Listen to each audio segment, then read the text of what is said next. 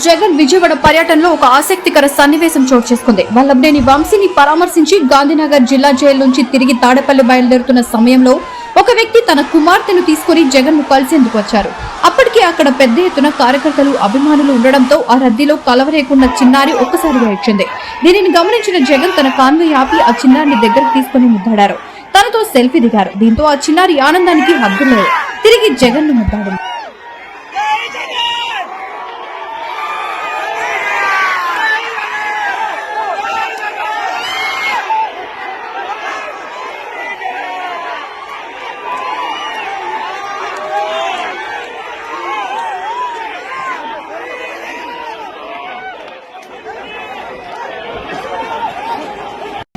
VVD news టీవీని తక్షణమే subscribe చేసుకోండి.